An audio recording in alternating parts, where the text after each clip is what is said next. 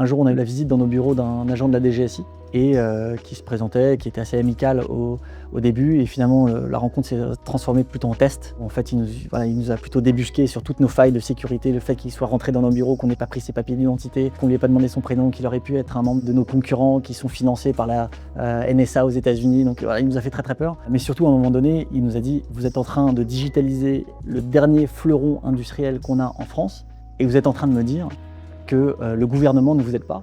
Bonjour, je m'appelle Louis Ovette, je suis entrepreneur. Quand j'étais petit, je voulais construire des ponts, donc c'est pour ça que j'ai fait des études d'ingénieur civil et c'est comme ça que je suis arrivé dans le beau monde du nucléaire d'abord pour monter Sideshow et maintenant on est en train de déployer cette entreprise dans d'autres verticales. Sideshow en 2 phrases pour ceux qui ne connaissent rien du tout à l'industrie, sur des industries très critiques comme une centrale nucléaire, pour faire la moindre opération terrain, une maintenance ou une fabrication, une inspection, on doit emporter sous le bras des classeurs de papier, de procédures d'analyse de risque, de plans de contrôle qualité, plein de documents. Donc Sideshow vient digitaliser tout ce process documentaire des bureaux au terrain. Et donc notre mission chez Sideshow, c'est de simplifier et fiabiliser la gestion d'opérations terrain pour des industries sensibles. Pour partager 2 chiffres qui reflètent un peu le potentiel de création de valeur qu'a Sideshow, je vais vous donner 2 exemples. Dans ce genre d'industrie critique, il y a à peu près 70%, au moins 2/3 du temps qui est passé sur du workflow documentaire entre les bureaux et le terrain. Donc le but, c'est de s'attaquer à ces 70% de temps passé et de faire gagner un temps considérable à nos clients là-dessus. Le deuxième sujet, c'est un sujet de conformité. On a malheureusement des clients qui ont eu dans le passé des problèmes de fraude à des signatures. C'est une grande guerre que l'industrie mène là-dessus. Toutes les entreprises sont concernées par ça. Des fraudes, des falsifications de contrôle réglementaire. Ça, si ça survient une fois dans une décennie, c'est des milliards de capitalisation ou voire des pertes d'exploitation totale pour des clients. Donc ça, c'est un autre niveau. C'est plutôt de la protection contre un risque financier qui est beaucoup plus ponctuel, mais qui peut être dramatique pour une entreprise. J'ai rencontré mes associés Timothée et Étienne. Pour le storytelling, j'ai envie de vous dire, on s'est rencontrés sur une centrale nucléaire et on est tombé face à des piles de documents. La vérité est pas très loin, on s'est rencontrés pour une boîte qui était sous-traitante d'EDF, une entreprise qui s'appelle Nuvia Structure, qui est une filiale de Vinci. C'était en 2015, on a bossé 2-3 ans ensemble dans des services différents avant de se rendre compte qu'il y avait une opportunité de marché énorme. On passait tous les 3 beaucoup de temps à gérer de la paperasse. Donc en fait, on était les premiers bénéficiaires de la solution qu'on a décidé de fonder tous les 3 ensemble en 2017. Le tout début, c'était pas ultra réel en fait. Au début, les 6 premiers mois, en fait, on s'en parlait tous les 3. Ça restait un projet un peu diffus. On se disait qu'on allait se lancer. On commençait à travailler sur le nom, sur ce qu'on souhaitait faire, etc. Et une situation très bateau que j'aime bien, mais ils ne savaient pas que c'était impossible, donc ils l'ont fait. À l'époque, tout le monde nous disait que c'était impossible ce qu'on essayait de faire. Nous, on se rendait pas vraiment compte de pourquoi c'était impossible. Donc il y a quand même vraiment pas mal de naïveté, je pense, au tout début. Et on avait envie de tenter une aventure, de prendre des risques et d'être libre. La période la plus sombre de la boîte, elle commence premier trimestre 2022. Il y a une convergence de beaucoup de choses. On était en train de clôturer notre série A. Donc ça a commencé par une bonne nouvelle. On a levé 10 millions d'euros avec des super partenaires tout début d'année, qui étaient BPI, Fonds France Nucléaire, 360 Capital. Concomitamment à ça, il y a eu 3 choses. La guerre en Ukraine qui a eu un impact très fort puisque notre premier marché c'était le nucléaire et qu'à l'époque il y avait des gros problèmes de corrosion sous contrainte dans l'industrie nucléaire qui faisaient que nos clients n'étaient plus disponibles pour faire des grosses transformations digitales. Elles nous disaient faut attendre. Donc on avait vendu 100% de croissance en série A et on a fait 10% de croissance en 2022. Donc il y a eu un premier choc de marché. C'est aussi le moment où on s'est séparé de notre associé CTO et c'est le moment où on commence à avoir les premiers bugs en prod chez nos clients. Donc c'est une période qui est ultra intense émotionnellement, d'un point de vue humain, gérer les clients, les contreparties, les employés, pour traverser cette période le plus sereinement possible. Est-ce qu'à ce moment-là, on se dit qu'on va tout perdre ? Oui, parfois ça peut traverser l'esprit, mais je pense qu'une des premières choses qu'il faut faire dans ces cas-là, c'est d'être OK avec le fait de tout perdre. C'est pas grave. Il faut essayer de voir le pire scénario comme un scénario qui est acceptable pour pas non plus vivre avec une pression trop forte. Et ensuite, c'est aussi des moments qui sont hyper forts parce que c'est des moments où on se réengage. Pour donner un exemple, pour se séparer à l'amiable de notre associé, il a fallu le faire sortir, il a fallu négocier avec les fonds d'investissement pour qu'ils rachètent ses parts. Et pour montrer aussi que ça valait les coups de racheter les parts, il fallait aussi s'engager, nous personnellement. Moi par exemple à ce moment-là, j'ai mis toutes mes économies, toutes les économies de ma femme, et pour prouver aux fonds d'investissement que acheter les parts de notre associé ça avait un vrai sens, il fallait s'engager. Et donc, il y a un moment donné, au pire de la crise, quand on fait un virement et qu'il nous reste 13 € sur son compte bancaire, là, on se dit, waouh, c'est un peu un saut dans le vide. Donc, on peut se dire, qu'est-ce que je fais? C'est le moment le plus difficile et je réinvestis tout ce qui me reste de côté, donc j'ai plus aucun parachute. Mais la contrepartie de ça, c'est qu'en fait, ça crée un engagement qui n'a plus de limite. C'est à partir de ce moment-là, il n'y a plus de questions à se poser. Donc en fait, ça facilite grandement la suite de l'aventure aussi parce qu'il n'y a plus le choix. Il n'y a plus le choix que de continuer. À ce moment-là, est-ce que j'étais seul? Non, déjà j'étais avec mes associés. C'est pour ça que ces moments-là sont hyper structurants. On a en fait géré cette situation avec beaucoup de transparence et il y avait beaucoup de gens autour de nous qui nous ont aidés. Alors pourquoi on a levé cette série B? On était à l'époque en mi-2024. On s'était posé la question quelques mois plus tôt de juste prendre un petit peu d'emprunt bancaire, d'arriver à l'équilibre tranquillement. Et en fait, on a plutôt eu des signaux de marché qui nous donnaient envie d'accélérer. À ce moment-là, on a signé des nouveaux clients dans des nouvelles verticales, signé des nouveaux cas d'usage dans notre verticale initiale du nucléaire. Et donc du coup, on s'est dit que c'était pas du tout le moment où on avait envie de ralentir d'un point de vue innovation produit. Et donc on a vu une fenêtre d'opportunité. Ça valait le coup potentiellement de réinvestir. Les thématiques que nous on adresse chez Sideflow, qui sont le nucléaire, l'énergie, la défense, la réindustrialisation, c'est quand même des thématiques qui sont ultra dans l'air du temps.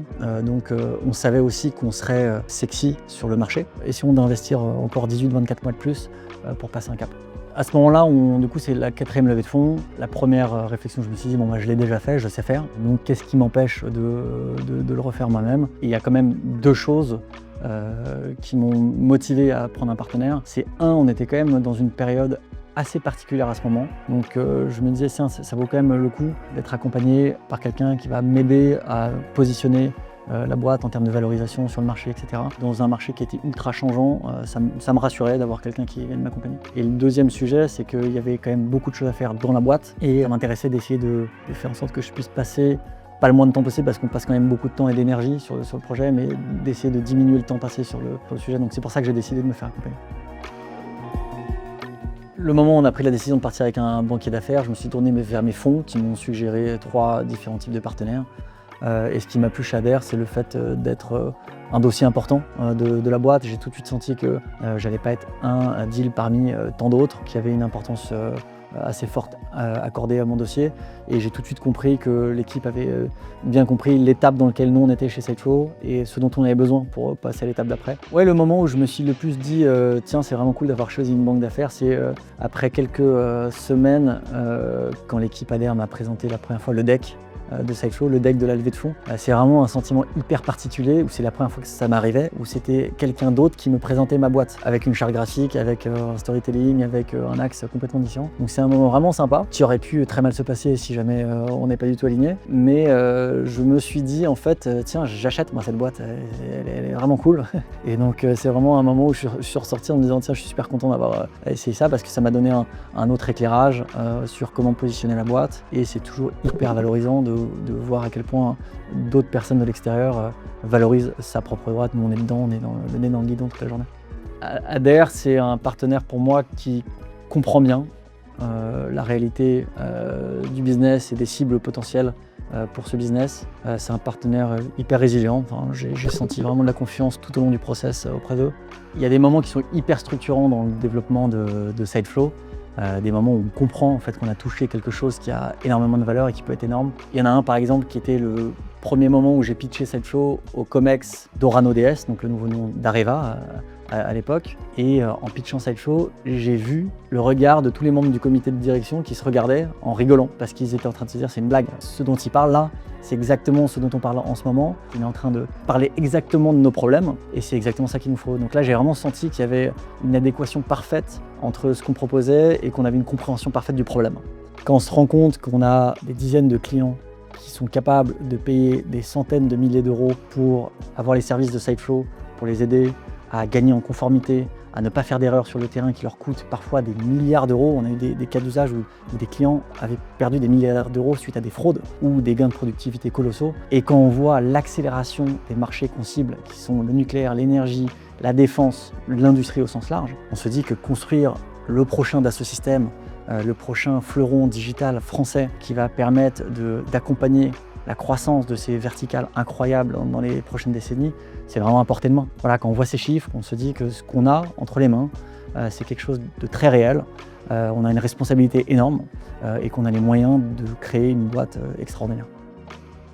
Un jour, on a eu la visite dans nos bureaux d'un agent de la DGSI et qui se présentait, qui était assez amical au début, et finalement la rencontre s'est transformée plutôt en test. En fait, il nous a plutôt débusqué sur toutes nos failles de sécurité, le fait qu'il soit rentré dans nos bureaux, qu'on n'ait pas pris ses papiers d'identité, qu'on lui ait pas demandé son prénom, qu'il aurait pu être un membre de nos concurrents qui sont financés par la NSA aux États-Unis. Donc voilà, il nous a fait très peur. Mais surtout, à un moment donné, il nous a dit: vous êtes en train de digitaliser le dernier fleuron industriel qu'on a en France, et vous êtes en train de me dire que le gouvernement ne vous aide pas, que les agences de l'État ne sont pas en train de vous aider aujourd'hui à le faire. Et ça a été un moment où on a vraiment compris à quel point on était en train de toucher quelque chose qui était ultra stratégique, qui touchait la souveraineté française, qui aurait pu avoir un impact très fort sur le monde. Et donc c'était un moment qui était assez amusant à vivre, parce qu'en fait il nous a fait vivre un moment assez difficile pour nous remettre en question, mais son but était de nous faire prendre conscience de ce qu'on faisait. Et c'était aussi une réalisation que, effectivement, on était en train d'accompagner la transformation digitale d'un des plus gros fleurons de l'industrie française,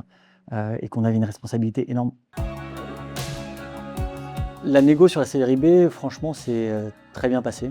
On se rend compte en tant qu'entrepreneur la responsabilité aussi qu'on a d'embarquer des fonds au capital. Il faut respecter leur métier aussi. Leur métier, c'est gagner de l'argent sur un investissement. Donc il faut trouver un bon équilibre entre la valeur de la boîte, les intérêts de la boîte, les intérêts des employés, des fondateurs et les intérêts des investisseurs. Et donc à partir du moment où ce chiffre et ces conditions sont saines et bien posées, on n'a eu franchement aucun point de négociation difficile, parce que les deux parties ont trouvé une entente assez bonne rapidement. Une fois qu'on a décidé de partir en série B, donc on s'est bien préparé, on avait tous les documents qui étaient prêts, le roadshow s'est lancé, et finalement au bout de quelques mois, on a reçu les premières term sheets.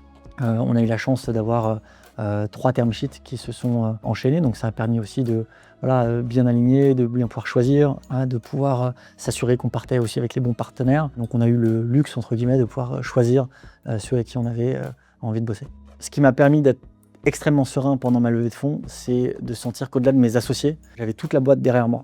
C'est un process qu'on a partagé très largement. Le comité de direction a participé très largement dans le process, et ça a été rendu possible parce que justement autour de moi j'avais une équipe qui était complètement autonome, et en plus de ça l'équipe a participé avec moi dans ce roadshow, et c'est quelque chose qui m'a donné beaucoup de force et qui a donné beaucoup de légitimité à notre process aussi, où les investisseurs n'investissent pas dans Louis Ovette, Timothée Piette et Étienne Barraud. Les investisseurs, ils investissent dans une entreprise, dans plein d'autres gens et dans un marché qui est bien établi.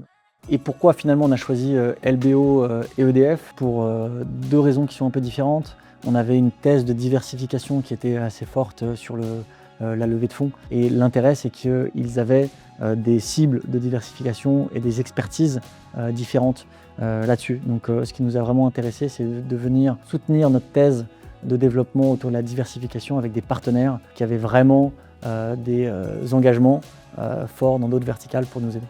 Faire cette levée, ça a été un plaisir.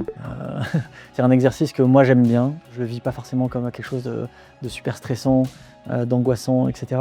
Et d'avoir un partenaire à mes côtés avec qui pouvoir débriefer des calls qu'on a eus, d'ajuster les trucs qui vont bien, qui vont moins bien, etc. C'était super agréable. Les prochaines étapes pour cette flow, c'est la rentabilité. C'est super important pour nous d'être maintenant libre de notre destin, de se décider comment accélérer, à quel rythme on souhaite le faire, etc. Mais au-delà de la partie financière, c'est surtout finaliser, au-delà de l'assainissement financier, c'est l'assainissement aussi de nos fondations. Quand on monte une boîte après 8 ans, finalement c'est le moment où en fait on a construit très vite, on a empilé les fonctionnalités d'un point de vue produit, les services, les process, de s'assurer de mieux bosser, d'arrêter de faire ce qu'on faisait qui marchait pas. Et c'est une étape qui est hyper excitante puisqu'on revient un petit peu à la base aussi. Et notre objectif c'est que fin 2026, on est vraiment une boîte qui soit capable de scaler pendant les 10 prochaines années de manière ultra saine. Et c'est pour ça que cette levée elle était importante, parce qu'elle nous permet de faire ça sereinement.